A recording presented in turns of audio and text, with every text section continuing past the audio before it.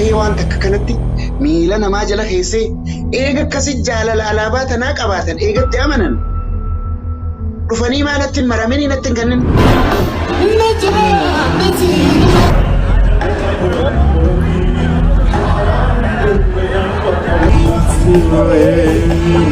Hawasan dhiisee dhokadhee qamaritti osoon kannin achi kaa'ee viidiyoo kaasee yoon achirra baase maaliin harkadhame? Wilus Qamar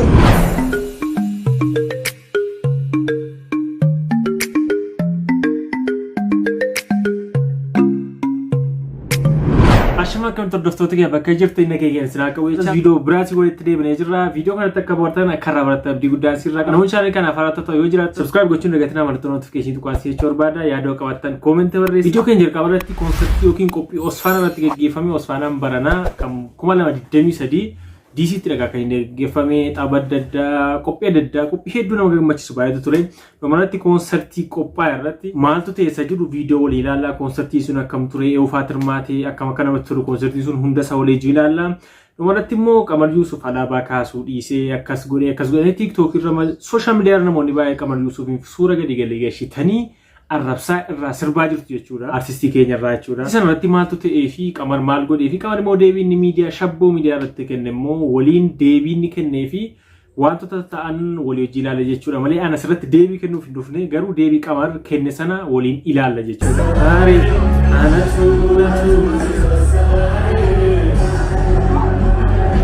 Konsertii kanarratti namoota hirmaatan egaa guutuu abarraa Qamar Yuusufii fi Yaaneddiin Qoo Abdiin Wasaalee ture restee jira jechuudha. Namoota kana sadii kana irratti hirmaate konsertii baay'ee bareeda konsertii baay'ee namatti tolu ture konsertii seena qabeessa ture.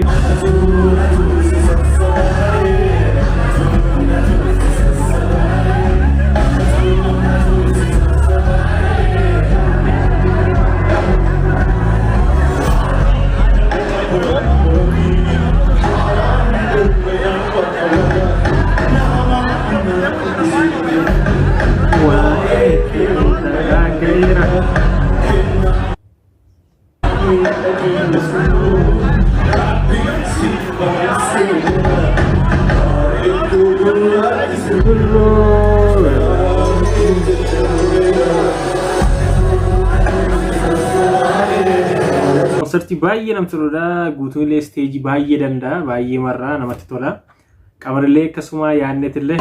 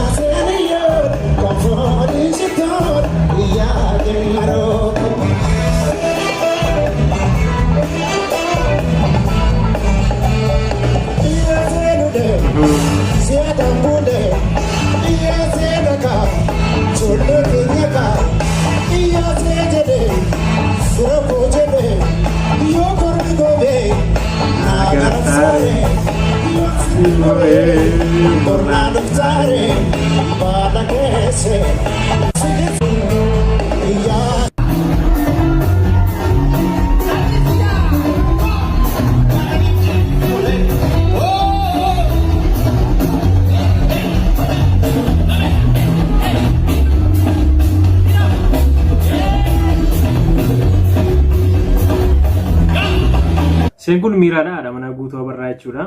Yeroo baay'ee seenii achitti hin taphattii fi muuziqaa kan hin taphatti yeroo baay'ee seenii stage irratti seetu gargaara.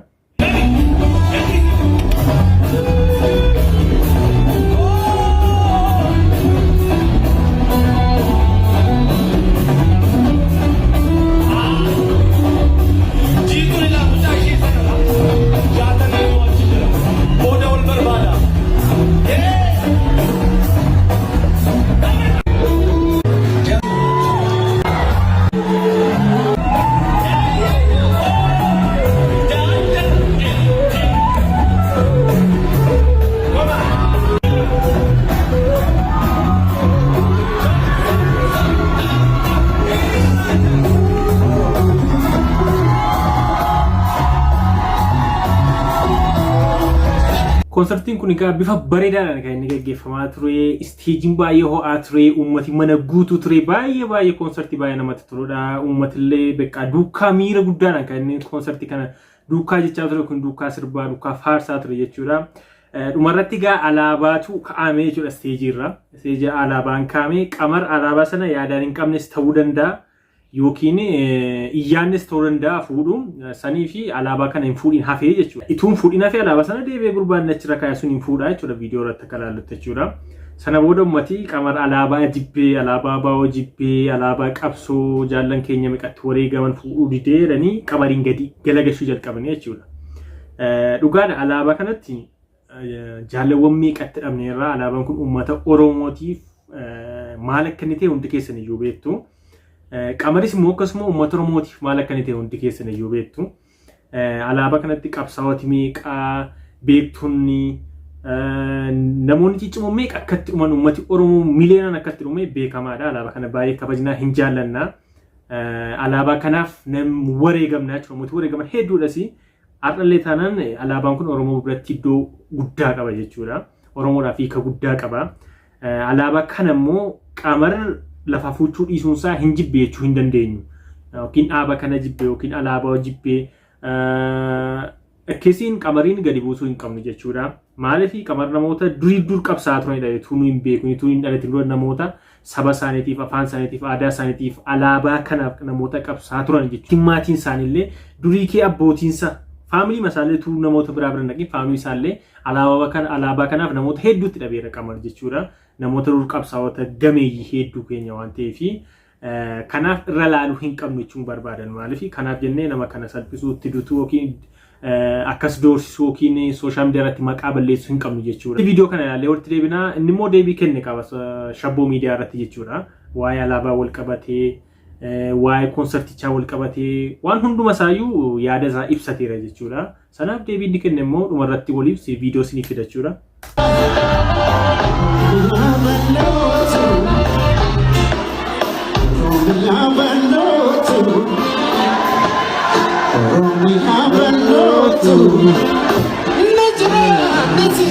Akkuma beektan qamariin gaafa isteejii yaa'u baay'ee simmeetaawwiidha. Miira isaan tokko xaaxaratu akka inni godhatu illee namaan galu jechuun beekaa sochii inni agarsiisu illee akka inni miira addaa keessa jedha kan inni ibsu yeroo baay'ee isteejii irratti jechuudha.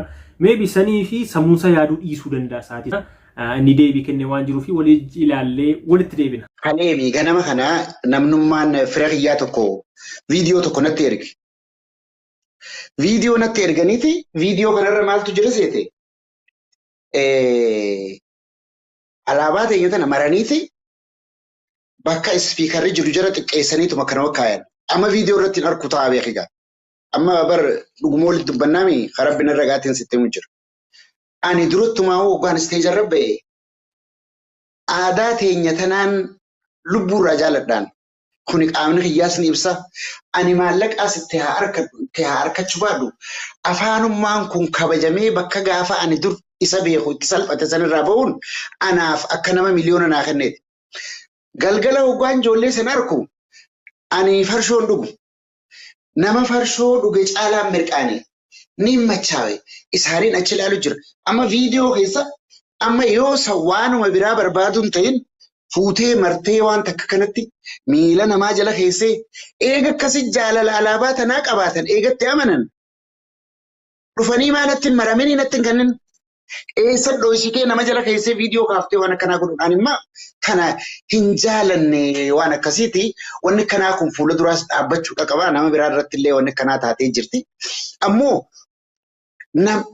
sabboonummaan namaa waan akkasiitiin hin madaalamtu. Hujii isaatiin madaalamti. Hujii tiyya ilmaan Oromootiif eegaan gaafa manaa bahee anaa ama 17 armeettu fedhiin tiyyaas jecha kiyyaas tokkuma. Hagaan osoon hin duune uummata Oromoo qabilisoomee argu. Madabbira jaarrachuudhaas dantaan qabu. Ilmaan illee rabbi naa kenne yoon kadhataa ta'ee karaarra jiraadheeni oolmanni kiyya kabajamee nama biraan tuffannu.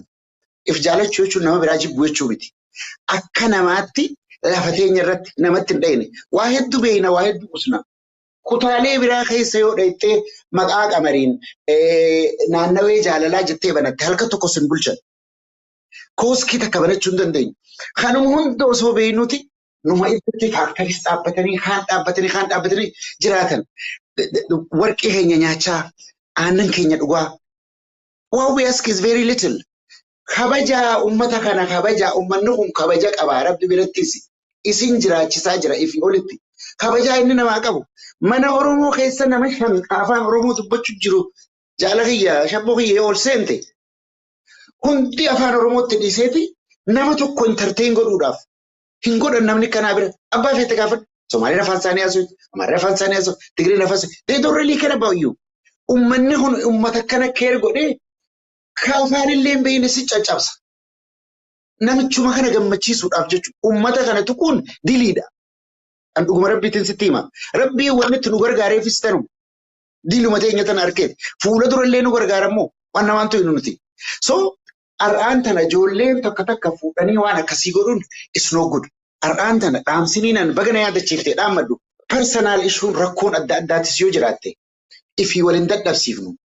Dantaa waloo qofa laallee nama keenya kana har'a feeliyarri qamar feeliyar Oromoo hundaati. Feeliyarri Oromoo karaarra taa'u tokko feeliyar Oromoo hundaati. Kufaatii Oromoo hundaati. Akkasi beeknee waan qabsoo teenya nu shaffisiisa. Waan nu hafne kana nutti guuta. Qabsoon bifa jijjiirrachaatu deemti. Akkamitti hojjannee jiraannee teknoolojii keessa seennee uummataa wajjin horree nutis biyya teenya tana namni irraa gammadee irraa xiyyaara oofutana nutis irraa itti gammannee ijoolleen teenyatti barattee sadarkaa addunyaatti uummanni kun mul'achuu qaba. Uummata dandeettii qabu, uummata jaalala qabu, uummata seenaa qabu. Faranjiin dheengadda seenaa Oromoo irraa dubbachaa jirti. Indigenous democratic system, the first indigenous democratic system jechuun Oromoo uummata kuush jedhanii dubbachaa jira. Anaami linkii isaa isinittiin erga. So abbaan akkam yoo abbaan iyyee firri dirmataa jettiin Oromoon ifirratti dubbachuu qabna. Kana jecha mee wanta xiqqoo waan hin taane amma fakkeenyaaf mee waanuma alaabaa sanatti adeebinu. Ani immoo alaabaa san dhiisee dhokadhee qamaritti osoo kan achi kaa'ee viidiyoo kaasee yoo achirra baase maaliin harkadhame? Wiluus qamar habiraatis luus goota namuma silaasii hojjetu. Mee qamarii mi abbaa fedhee waa ta'u namnummaan Oromoon ta'in namni Oromoo guyyaa tokko hojjete kabajaa qabaachuu qaba. Deebiin Qamar Yusuf gaa kana fakkaata. Akkuma dhaggeeffattanitti jechuudha. Maybe deebii qubsaa isiniif ta'a jedhee tayyaadha. Keessumattuu toora sooshaal miidiyaa irratti ariifattanii nama kana maqaa balleessuuf itti duttanii deebii qubsaadha jedhee yaada. Maaliif waa'ee alaabaa jaallachuu, waa'ee qabsoo Qamariin caalaa beekna jedhee hin yaadu. Keessumattuu nuti dhaloonni booddana.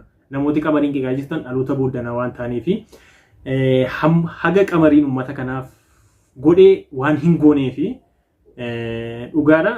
Qamar jechuun an akka ittiin ibsuun qabu baay'een jaalladha.